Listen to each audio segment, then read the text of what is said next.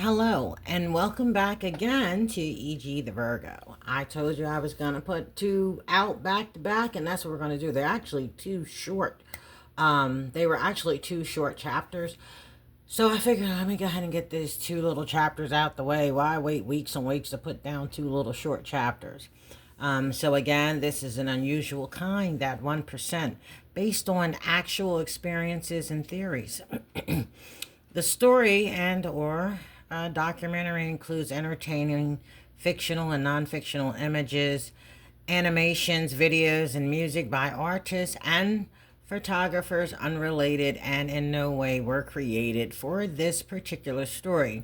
Some names, dates, and times were changed to protect the privacy and identities of the characters within the story.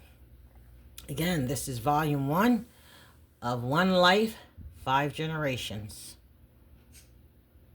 Let's get into our disclaimer. Copyright disclaimer under Section 107 of the Copyright Act of 1976.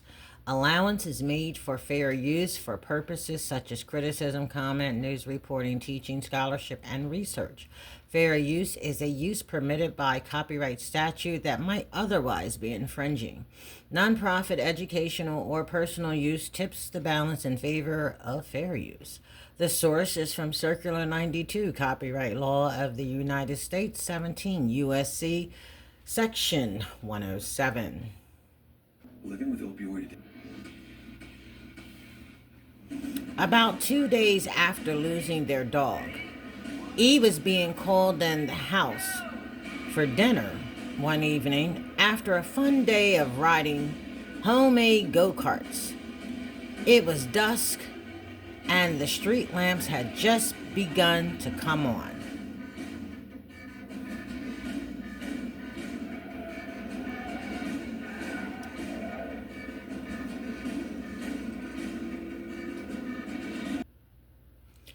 As E was saying bye to a few of her friends and started running down the street towards her house for dinner, E, she actually, could hear a small, steady, low-toned humming sound in the air.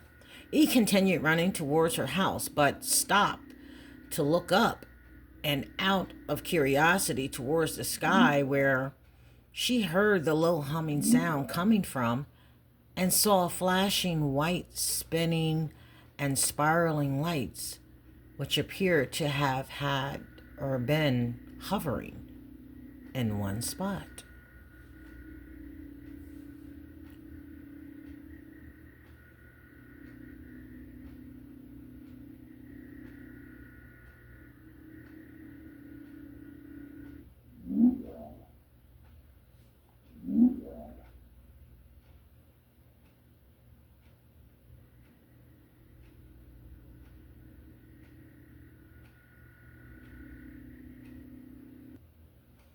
E resumed running, and as she reached the front steps of her house again, she paused and looked back up towards the sky where she saw spinning lights and watched the spinning lights smoothly and slowly glide to the left of the sky and then swiftly moved up and to the right of the sky where she could no longer see the lights or hear the low-toned humming.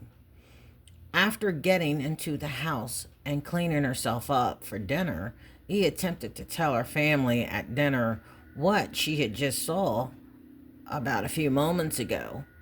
But some of the family laughed at the thought and insinuation of such and said that they felt E really had a big imagination.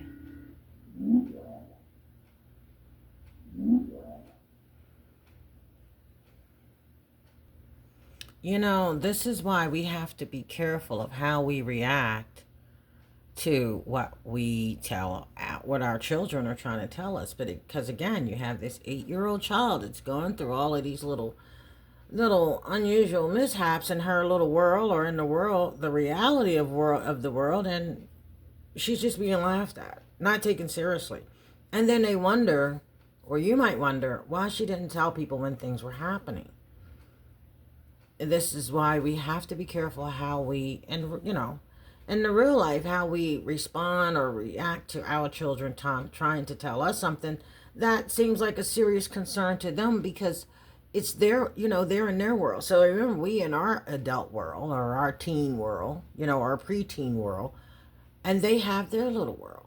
Okay, so each world has its own, significant concerns, and we should listen to them. No one's concerns, don't use your concerns as more, out to outweigh the concerns of a child. I mean, yes, you probably, as the adult, have the more serious concerns, but, take into consideration of what that child might, be going through as well, and what they're trying to, relay and communicate to you as their little concern in their little world, and try to bear that in mind. A lot of us as adults and parents, we tend to forget that, because sometimes times can become so stressful where, we might say, well, you're worrying about, spaceships and dogs or something like that, and we're worrying about how to pay the bills and keep clothes on y'all backs and a roof over your head and shoes on your feet.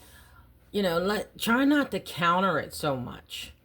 Just listen to them, hear them out, just like you want somebody to listen to and hear you out. They just want the same thing. Of course, they don't know what you're going through as an adult, because they're not adults and they're not to be treated as adults. And adult responsibilities or adult worries and concerns shouldn't always be put on, young children, especially someone of her age. So this is why she doesn't really say much to them, because again, they started laughing at her. You know what I mean? So these are the things that we have to take into consideration.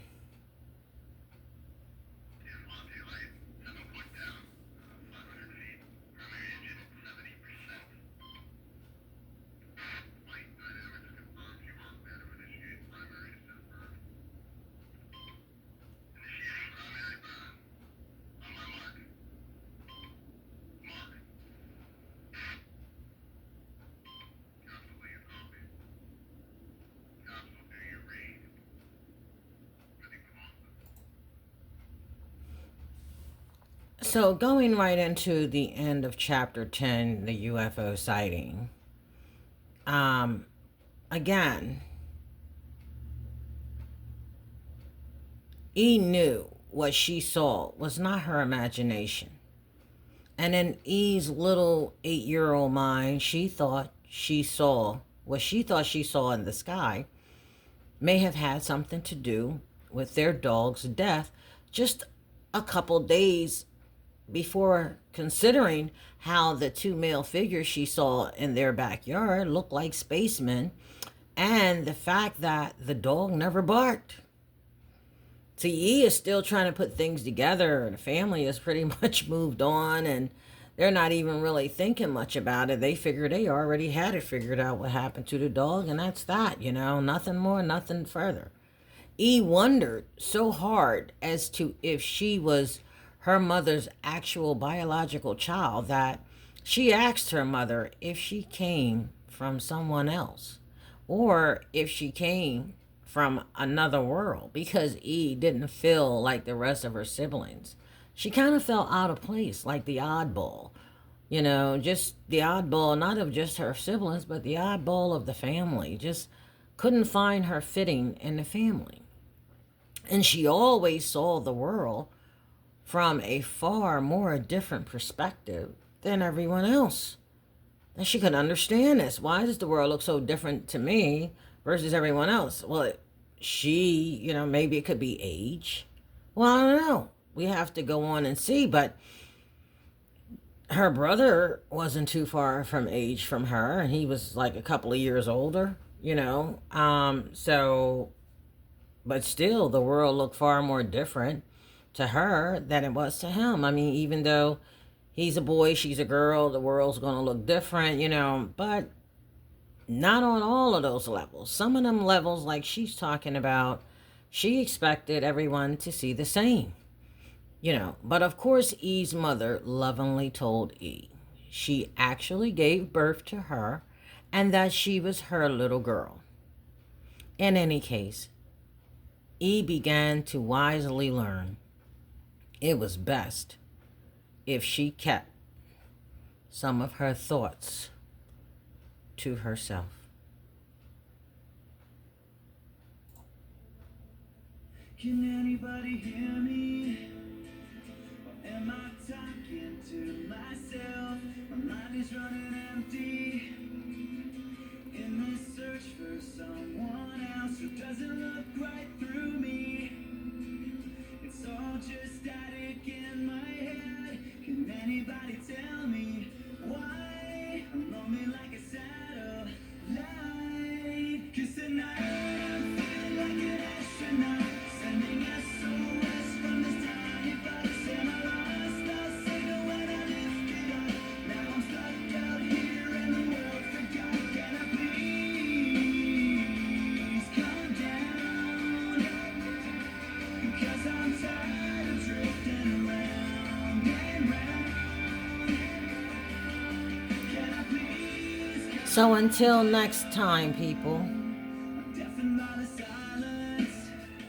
I hope you all look back on these chapters and take it as a lesson and maybe, look into how we can better understand some of our younger children who just can't seem to get anyone to listen to them.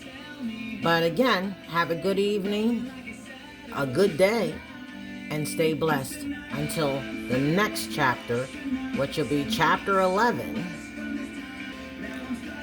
which will be the butterscotch maneuver. And that's going to be pretty interesting too. And that's still in the same house. And also remember, people, we're talking about the early 70s, around like 1973, 74. This is the time span that we're in at this point in the story. Stay blessed, my people and viewers.